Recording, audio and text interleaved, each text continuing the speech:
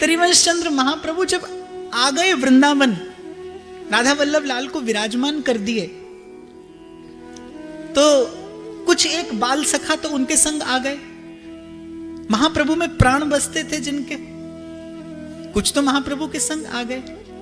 वहां देवबंद में, जहां से श्री महाप्रभु जी का आगमन हुआ वृंदावन में, महाप्रभु के एक बाल सखा थे, उनका नाम था छबील दास।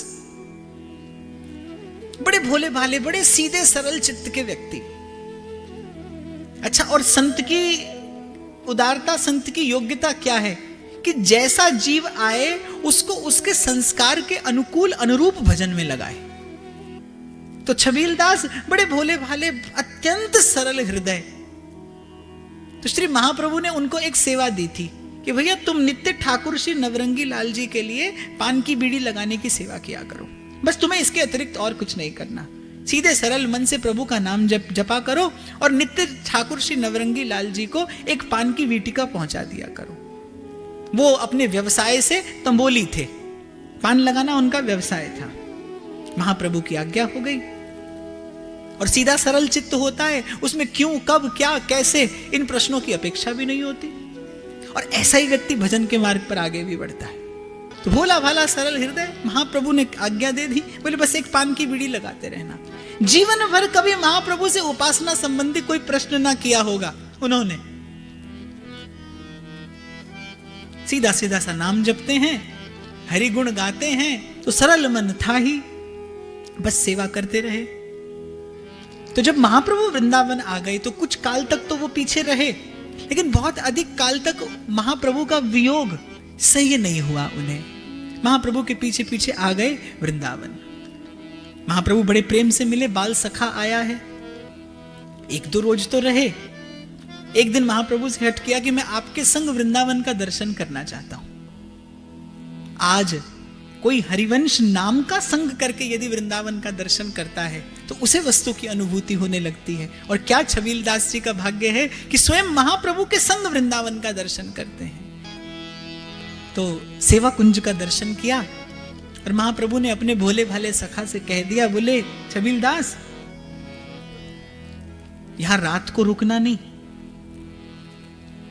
भोला भाला मन, लेकिन श्री महाप्रभु ने जिस रीति से श्री सेवा कुंज में प्रिया प्रीतम को लाड़ लड़ाया, श्री राधा वल्लभ लाल की सेवा की, श्री छबील दास जी का मन बड़ा आकृष्ट हुआ उस स्थान विशेष की ओर कि आखिर इस स्थान में ऐसी क्या विशेषता है कि महाप्रभु के हृदय में भी बड़ा अद्भुत भाव उद्रेक होता है इस स्थान का दर्शन करके, इस स्थान का सेवन करके। श्री वृंदावन धाम में जो सेवा कुंज है वो वृंदावन का योग पीठ है, जैसे कमल पुष्प की कर्णिका, जहां वृंदावन का रस रहस्य मूर्त रूप होकर विराजमान है कि श्री ठाकुर जी श्री प्रिया जी के चरण कमलों की सेवा कर रहे हैं। जहां राधा सर्वाधार के भी आधार के रूप में प्रतिष्ठित हैं, वो सेवा कुंज है। तो सेवा कुंज में रस ठहरा है। कैसे? जैसे कहीं भी ऊर्जा को ठहराया जाता है, कैसे? मंत्र की शक्ति से। और आप यदि सेवा कुंज में जाकर दर्शन करेंगे तो सेवा कुंज की जो चार दीवारी है, जो भीत है सेवा कुंज की, उस पर प्रेम का एक एक मंत्र अंकित है। तो रसिकों ने प्रेम के इन मंत्रों से कील कर उस स्थान में रस को सदा के लिए प्रतिष्ठित कर रखा है। ठहरा है रस सेवा कुंज की उस परिधि में। श्री प्रिया जी का नित्य बिहारी युगल का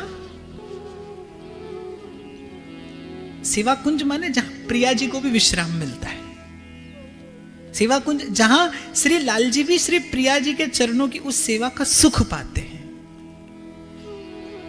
तो छबील दास जी के मन में बड़ा आकर्षण था। महाप्रभु तो संध्या समय आ गए, लेकिन छबील दास जी वहीं रह गए। भोर हुई, राधा वल्लभ लाल की श्रृंगार आरती हो गई, लेकिन छबील दास जी आज नहीं आए। महाप्रभु ने सेवकों से पूछा कि आज छबील दास का दर्शन नहीं हुआ। तो कहीं किसी कुंज में आनंद लेते होंगे, राजभोग भी हो गए। किसी ने आकर महाप्रभु जी को सूचना दी कि आपके वो बाल सखा जो देवबंद से आए हैं, उनको अभी अभी हमने सेवा कुंज में अचेत अवस्था में देखा है। श्री महाप्रभु जी तुरंत राधा वल्लभ लाल का कर्ण प्रसाद और श्री चरणामृत लेकर दौड़े सेवा कुंज की ओर। श्री छबील दास जी को देखा, सघन लता कुंज में पड़े हैं छबील दास जी, रोम रोम से रस बह रहा है, निर्झर झर रहा है।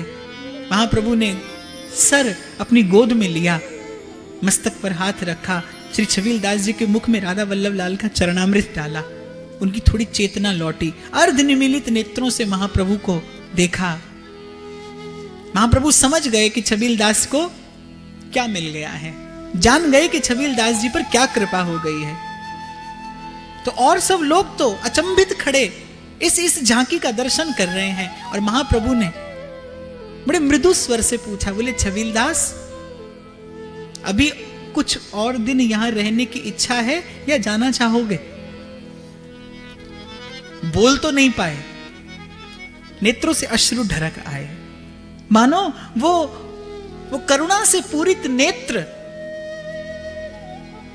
महाप्रभु से कहना चाह रहे हो कि प्रभु, जन्म जन्म मुनि जतन कराही, अंतराम कहियावत नाही। कि जन्मों जन्मों के प्रयास के बाद भी जीवन की अंतिम घड़ी में भगवत स्मरण नहीं होता। और प्रभु मेरा सौभाग्य देखिए, वृंदावन धाम का ये हृदय स्वरूप सेवा कुंज, और आप मेरे सन्मुख हैं। प्रकट प्रेम को रूप धर श्री हरिवंश उदार, श्री वृंदावन रस कहन को प्रगट धरो अवतार। हे प्रभु, आप मेरे सन्मुख हैं, जिनके लिए, जिनका यश, जिनका विरद रसिक ये कहकर गाते हैं कि कैसों पापी क्यों न हो, श्री हरिवंश नाम जो ले, अलक लड़ेती रीझ के महल खवासी दे। ऐसा सुयोग दोबारा कब बनेगा? सो अब तो मुझे आज्ञा दीजिए और युगल सरकार के श्री चरणों की किंकरी करके उनकी सेवा में स्थित कर दीजिए। महाप्रभु ने राधा वल्लभ लाल का प्रसाद मुख में डाला, चरणामृत मुख में डाला, और महाप्रभु ने अपने कर कमलों से छबील दास जी के नेत्रों को इस प्रकार से ढक दिया, मानो महाप्रभु प्रेम के इस मंत्र की प्रतिष्ठा करते हो।